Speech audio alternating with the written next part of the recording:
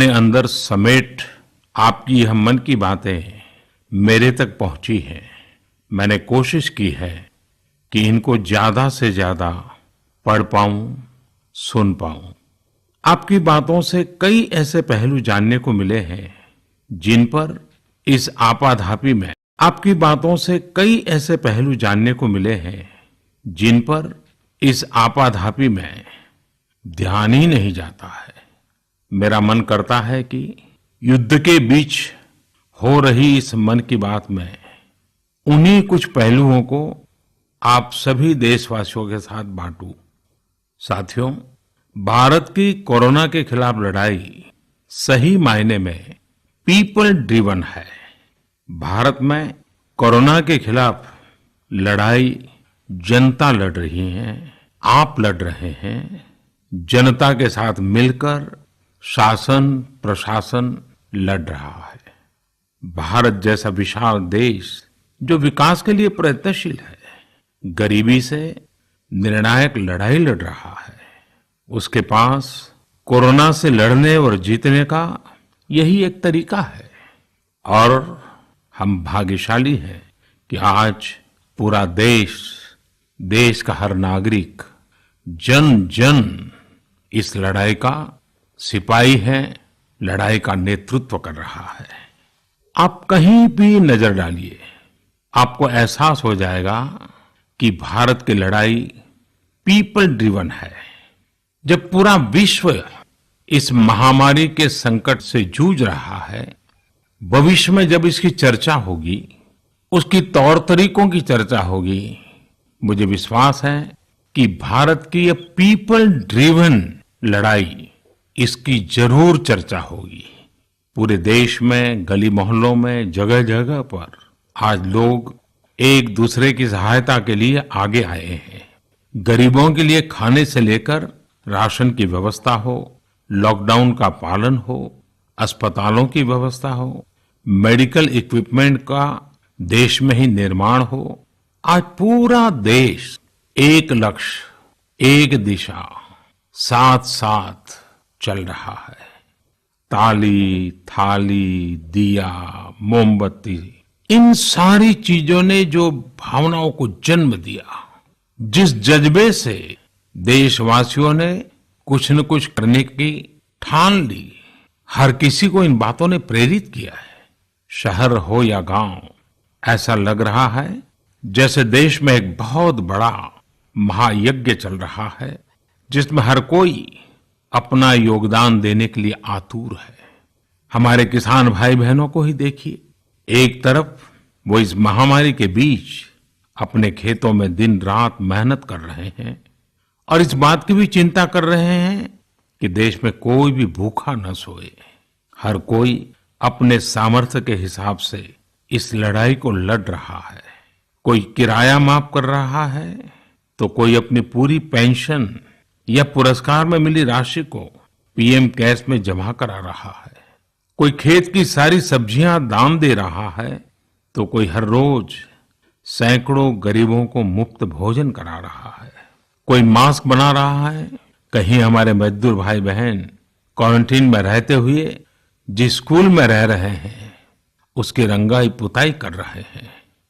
साथियों, दूसरों की मदद के लिए आपके भीतर हृदय के किसी कोने में जो ये उमड़ता घुमड़ता भाव है ना, वही कोरोना के खिलाफ भारत की इस लड़ाई को ताकत दे रहा है। वही इस लड़ाई को सच्चे मायने में पीपल ड्रिवन बना रहा है।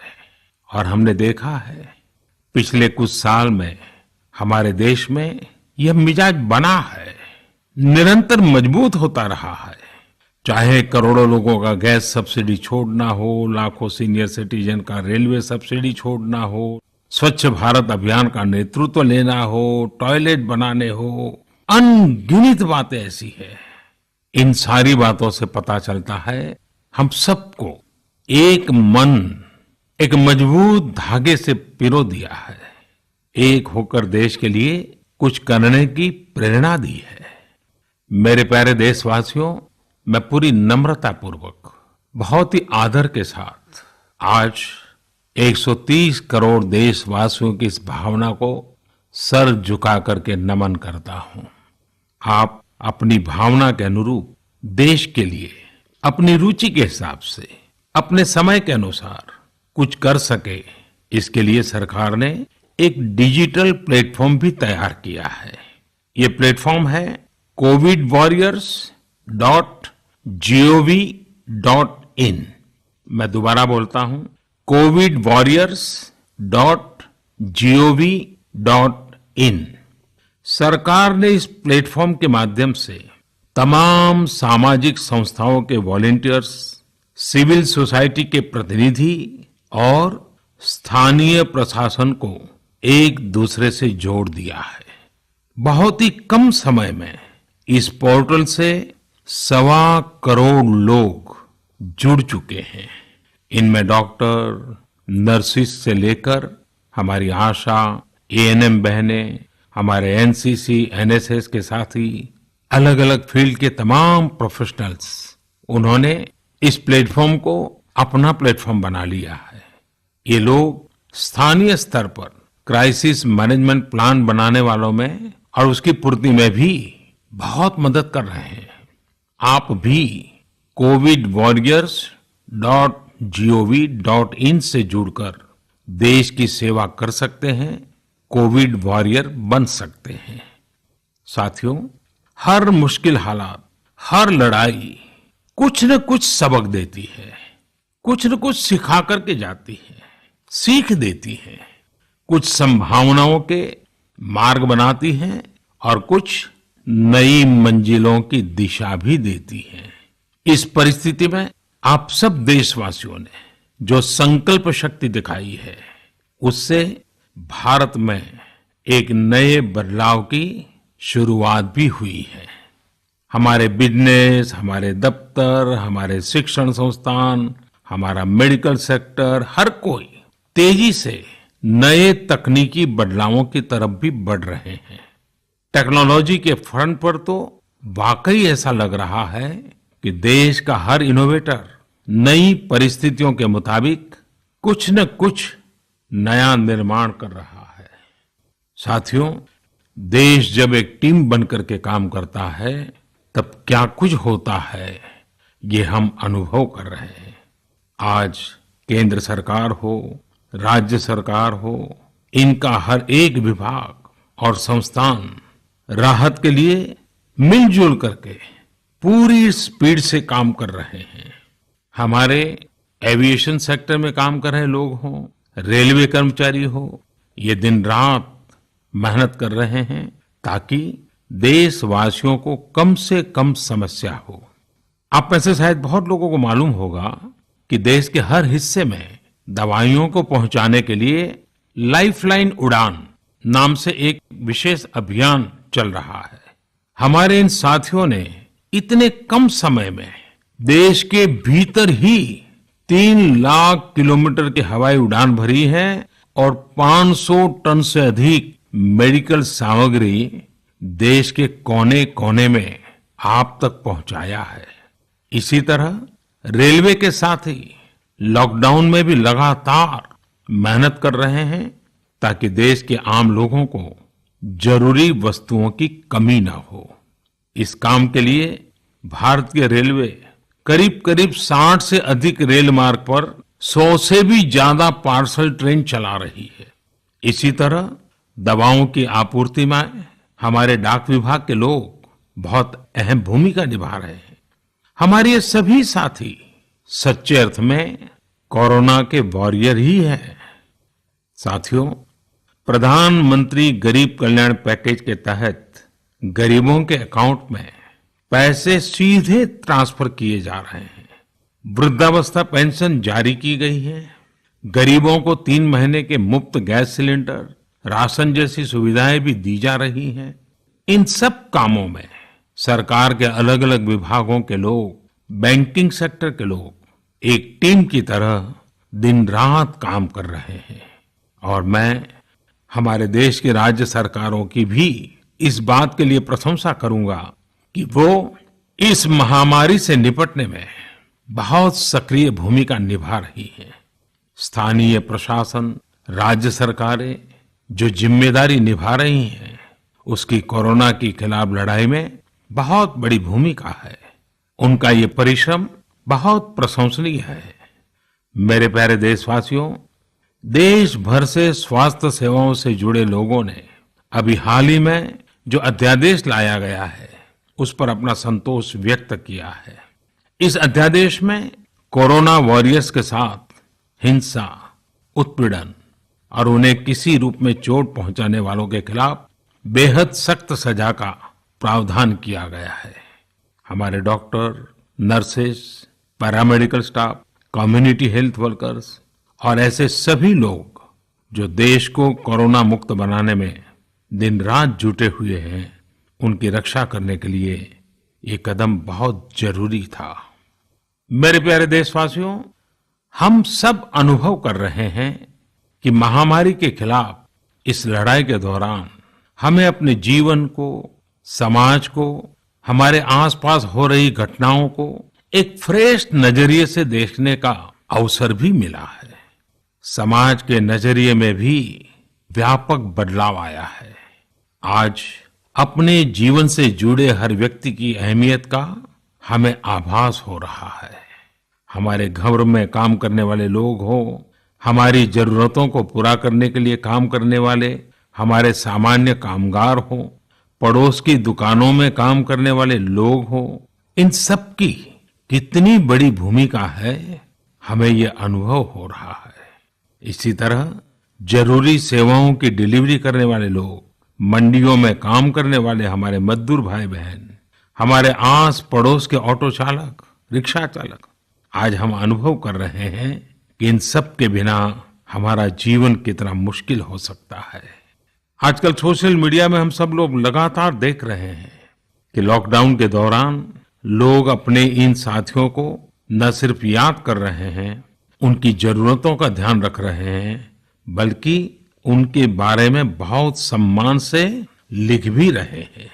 आज देश के हर कोने से ऐसी तस्वीरें आ रही हैं कि लोग सफाई कर्मियों पर पुष्प वर्षा कर रहे हैं। पहले उनके काम को संभवतः आप भी कभी नोटिस नहीं करते थे। डॉक्टर हो, सफाई कर्मी हो, अन्य सेवा करने वाले लोग हो, इतना ही नहीं, हमारी पुलिस व्यवस्था को लेकर भी आम लोगों के सोच में काफी बदलाव हुआ है। पहले पुलिस के विषय में सोचते ही नकारात्मकता के सिवाय हमें कुछ नजर नहीं आता था। हमारे पुलिसकर्मी आज गरीबों, जरूरतमंदों को खाना पहुंचा रहे हैं, दवा पहुंचा रहे हैं।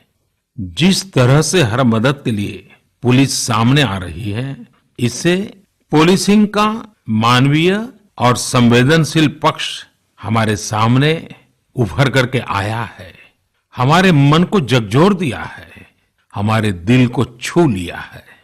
एक ऐसा अवसर है जिसमें आम लोग पुलिस से भावात्मक तरीके से जुड़ रहे हैं। हमारे पुलिस कर्मियों ने इसे जनता की सेवा के एक अवसर के रूप में लिया है और मुझे पूरा विश्वास है इन घटनाओं से आने वाले समय में सच्चे अर्थ में बहुत ही सकारात्मक बदलाव आ सकता है और हम सब ने इस सकारात्मकता को कभी भी नकारात्मकता के रंग से रंगना नहीं है। साथियों, हम अक्सर सुनते हैं प्रकृति, विकृति और संस्कृति। इन शब्दों को एक साथ देखें और इसके पीछे के भाव को देखें तो आपको जीवन को समझने का भी एक नया द्वार खुलता हुआ दिखेगा। अगर मानव प्रकृति की चर्चा करें तो ये मेरा है, मैं इसका उपयोग करता हूं। इसको और इस भावना को बहुत स्वाभाविक माना जाता है, किसी को इसमें कोई ऐतराज नहीं होता। इसे हम प्रकृति कह सकते हैं। लेकिन जो मेरा नहीं है, जिस पर मेरा हक नहीं है, उसे मैं दूसरे से छीन लेता हूं, उसे छीनकर उपयोग में लाता हूं, तो हम इसे विकृति कह सकते हैं। इन दोनों से परे, प्रकृति और विकृति से ऊपर जब कोई संस्कारित मन सोचता है या व्यवहार करता है तो हमें संस्कृति नजर आती है। जब कोई अपने हक की चीज, अपनी मेहनत से कमाई चीज, अपने लिए जरूरी चीज कम हो या अधिक, इसकी परवाह किए बिना किसी व्यक्ति की जरूरत को देखते हुए खुद की चिंता छोड़कर अपने हक के हिस्से को बांट करके किसी दूसरे की जरूरत पूरी करता है, वही तो संस्कृति है। साथियों, जब कसौटी का काल होता है तब इन गुणों का परीक्षण होता है। आपने पिछले दिनों देखा होगा कि भारत ने अपने संस्कारों के अनुरूप, हमारी सोच के अनुरूप, हमारी संस्कृति का निर्वहन करते हुए कुछ फैसले लिए। संकट की इस घड़ी में दुनिया के लिए भी, समृद्ध देशों के लिए भी दवाइयों का संकट बहुत ज्यादा रहा है। एक ऐसा समय है कि अगर भारत दुनिया को दवाइयां न भी दे तो कोई भारत को दोषी नहीं मानता। हर देश समझ रहा है कि भारत के लिए भी उसकी प्राथमिकता अपने नागरिकों का जीवन बचाना है। लेकिन साथियों, भारत ने प्रकृति विकृति की सोच से परे होकर फैसला लिया। भारत ने अपनी संस्कृति के अनुरूप फैसला लिया। हमने भारत की आवश्यकताओं के लिए जो करना था उसका प्रयास तो बढ़ाया ही, लेकिन दुनिया भर से आ रही मानवता की रक्षा की पुकार पर भी पूरा ध्यान दिया। हमने विश्व के हर जरूरतमंद तक दवाइयों को पहुंचाने का बीड़ा उठाया और मानवता के इस काम को करके दिखाया। आज जब मेरी अनेक देशों के राष्ट्राध्यक्षों से फोन पर बात होती है तो वो भारत की जनता का आभार जरूर व्यक्त करते हैं। जब वो लोग कहते हैं thank you India, thank you people of India, तो देश के लिए गर्व और बढ़ जाता है। इसी तरह इस समय दुनिया भर में भारत के आयुर्वेद और योग के महत्व को भी लोग बड़े विशिष्ट भाव से देख रहे हैं। सोशल मीडिया पर देखिए, हर तरफ इम्यूनिटी बढ़ाने के लिए किस तरह से भारत के आयुर्वेद और योग की चर्चा हो रही है। कोरोना की दृष्टि से आयुष मंत्रालय ने इम्यूनिटी बढ़ाने के लिए जो प्रोटोकॉल दिया था, मुझे विश्वास है कि आप लोग इसका प्रयोग जरूर कर रहे होंगे। गर्म पानी, काढ़ा और जो अन्य दिशा निर्देश आयुष मंत्रालय ने जारी किए हैं वो आप अपनी दिनचर्या में शामिल करेंगे तो आपको बहुत लाभ होगा। साथियों, वैसे ये दुर्भाग्य रहा है कि कई बार हम अपनी ही शक्तियां और समृद्ध परंपराओं को पहचानने से इनकार कर देते हैं। लेकिन जब विश्व का कोई दूसरा देश एविडेंस बेस्ड रिसर्च के आधार पर वही बात करता है, हमारी फॉर्मूला हमें सिखाता है, तो हम उसे हाथों हाथ ले लेते हैं। संभवतः इसके पीछे एक बहुत बड़ा कारण सैकड़ों वर्षों की हमारी गुलामी का कालखंड रहा है। इस वजह से कभी कभी हमें अपनी ही शक्ति पर विश्वास नहीं होता है, हमारा आत्मविश्वास कम नजर आता है। इसलिए हम अपने देश की अच्छी बातों को, हमारे पारंपरिक सिद्धांतों को एविडेंस बेस्ड रिसर्च के आधार पर आगे बढ़ाने के बजाय उसे छोड़ देते हैं, उसे हीन समझने लगते हैं। भारत की युवा पीढ़ी को अब इस चुनौती को स्वीकार करना होगा। जैसे विश्व ने योग को सहज स्वीकार किया है, वैसे ही हजारों वर्षों पुराने हमारे आयुर्वेद के सिद्धांतों को भी विश्व अवश्य स्वीकार करेगा। हाँ, इसके लिए युवा पीढ़ी को संकल्प लेना होगा और दुनिया जिस भाषा में समझती है उस वैज्ञानिक भाषा में हमें समझाना होगा, कुछ करके दिखाना होगा। साथियों, वैसे कोविड-19 के कारण कई सकारात्मक बदलाव हमारे काम करने के तरीके, हमारी जीवन शैली और हमारी आदतों में भी स्वाभाविक रूप से अपनी जगह बना रहे हैं। आपने सबने भी महसूस किया होगा इस संकट ने कैसे अलग अलग विषयों पर हमारी समझ और हमारी चेतना को जागरूक किया है। जो असर हमें अपने आसपास देखने को मिल रहे हैं, इनमें सबसे पहला है मास्क पहनना और अपने चेहरे को ढककर रखना। कोरोना की वजह से बदलते हुए हालात में मास्क भी हमारे जीवन का हिस्सा बन रहा है।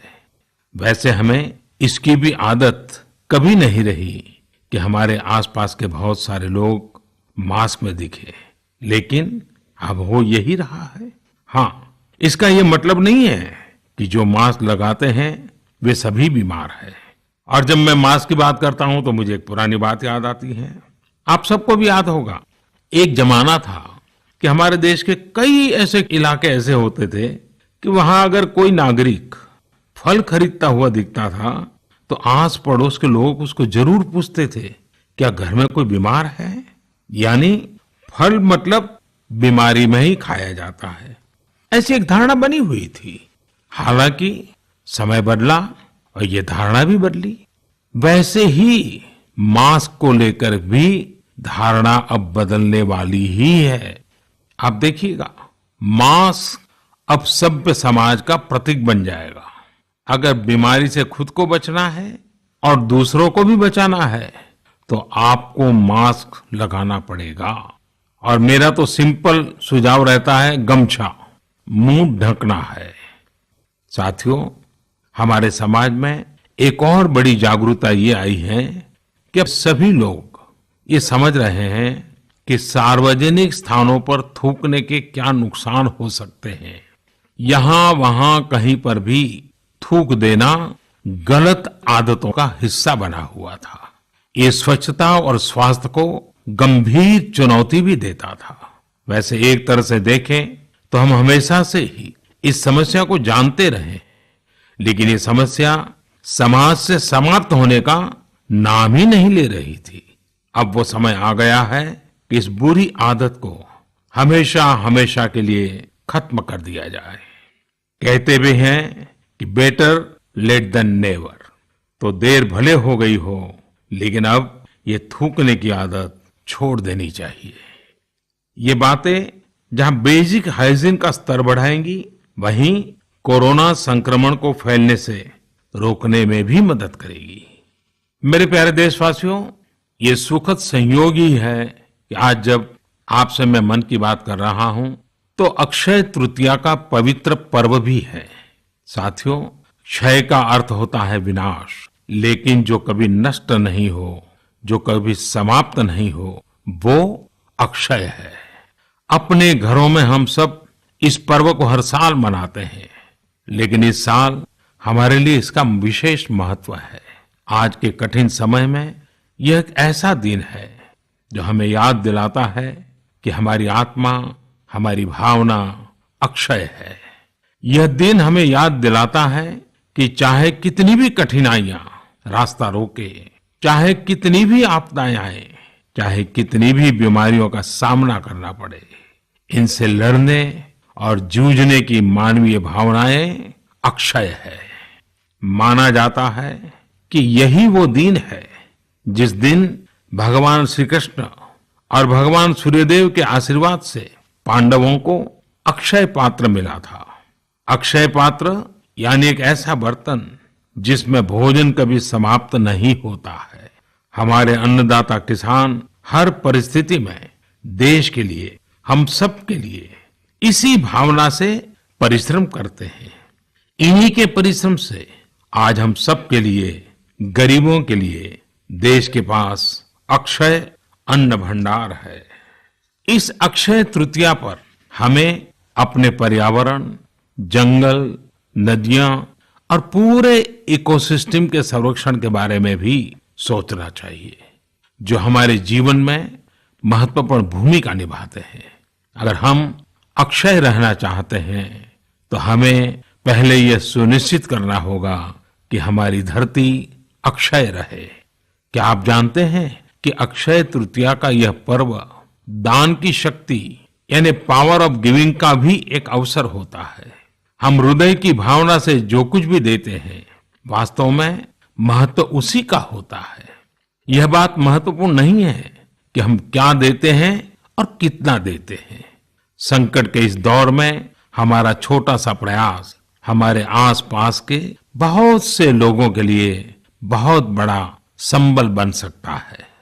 साथियों, जैन परंपरा में भी यह बहुत पवित्र दिन है, क्योंकि पहले तीर्थंकर भगवान ऋषभ देव के जीवन का यह एक महत्वपूर्ण दिन रहा है।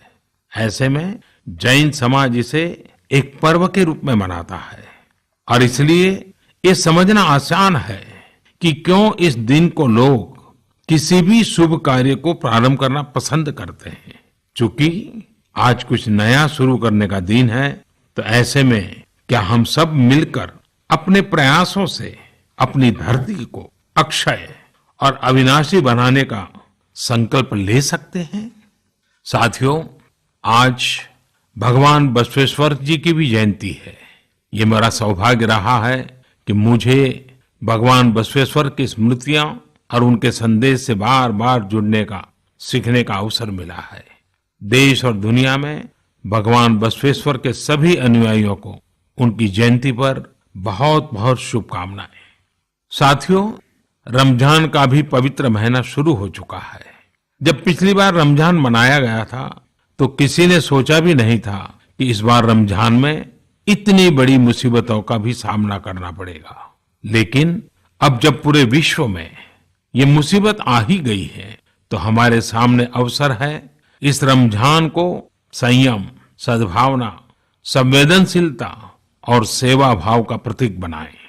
इस बार हम पहले से ज्यादा इबादत करें ताकि ईद आने से पहले दुनिया कोरोना से मुक्त हो जाए और हम पहले की तरह उमंग और उत्साह के साथ ईद मनाएं। मुझे विश्वास है कि रमजान के इन दिनों में स्थानीय प्रशासन के दिशा निर्देशों का पालन करते हुए कोरोना के खिलाफ चल रही इस लड़ाई को हम और मजबूत करेंगे। सड़कों पर, बाजारों में, मोहल्लों में फिजिकल डिस्टेंसिंग के नियमों का पालन अभी बहुत आवश्यक है। मैं आज उन सभी कम्युनिटी लीडर्स के प्रति भी आभार प्रकट करता हूं जो 2 गज दूरी और घर से बाहर नहीं निकलने को लेकर लोगों को जागरूक कर रहे हैं। वाकई कोरोना ने इस बार भारत समेत दुनिया भर में त्योहारों को मनाने का स्वरूप ही बदल दिया है, रंग रूप बदल दिए हैं। अभी पिछले दिनों ही हमारे यहाँ भी बिहू, बैसाखी, पुथंडू, विशु, ओडिया न्यू ईयर ऐसे अनेक त्योहार आए। हमने देखा कि लोगों ने कैसे इन त्योहारों को घर में रहकर और बड़ी सादगी के साथ और समाज के प्रति शुभ चिंतन के साथ त्योहारों को मनाया। आमतौर पर वे इन त्योहारों को अपने दोस्तों और परिवारों के साथ पूरे उत्साह और उमंग के साथ मनाते थे, घर के बाहर निकलकर अपनी खुशी साझा करते थे। लेकिन इस बार हर किसी ने संयम बरता, लॉकडाउन के नियमों का पालन किया। हमने देखा है कि इस बार हमारे ईसाई दोस्तों ने ईस्टर भी घर पर ही मनाया है। अपने समाज, अपने देश के प्रति ये जिम्मेदारी निभाना आज की बहुत बड़ी जरूरत है। तभी हम कोरोना के फैलाव को रोक पाने में सफल होंगे, कोरोना जैसी वैश्विक महामारी को परास्त कर पाएंगे। मेरे प्यारे देशवासियों, इस वैश्विक महामारी के संकट के बीच आपके परिवार के एक सदस्य के नाते, और आप सब भी मेरे ही परिवारजन हैं, तब कुछ संकेत करना, कुछ सुझाव देना, ये मेरा दायित्व भी बनता है। मेरे देशवासियों से मैं आपसे आग्रह करूंगा, हम कतई अति आत्मविश्वास में न फंस जाएं।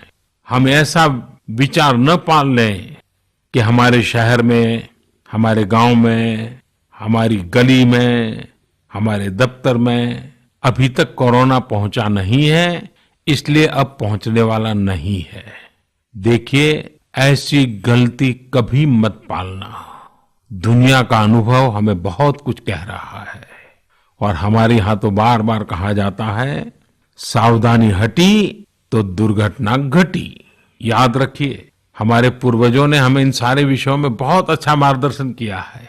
हमारे पूर्वजों ने कहा है, अग्नि ही शेषम ऋण शेषम व्याधि शेषम तथैव च पुनः पुनः प्रवर्धेत तस्मात् शेषम न कार्येत। अर्थात हल्के में लेकर छोड़ दी गई आग, कर्ज और बीमारी मौका पाते ही दोबारा बढ़कर खतरनाक हो जाती है। इसलिए इनका पूरी तरह उपचार बहुत आवश्यक होता है। इसलिए अति उत्साह में स्थानीय स्तर पर कहीं पर भी कोई लापरवाही नहीं होनी चाहिए। इसका हमेशा हमेशा हमने ध्यान रखना ही होगा। और मैं फिर एक बार कहूंगा, 2 गज दूरी बनाए रखिए, खुद को स्वस्थ रखिए। 2 गज दूरी बहुत है जरूरी। आप सबके उत्तम स्वास्थ्य की कामना करते हुए मैं मेरी बात को समाप्त करता हूं। अगली मन की बात के समय जब मिले, तब इस वैश्विक महामारी से कुछ मुक्ति की खबरें दुनिया भर से आए, मानवजात इन मुसीबतों से बाहर आए, इसी प्रार्थना के साथ आप सबका बहुत बहुत धन्यवाद।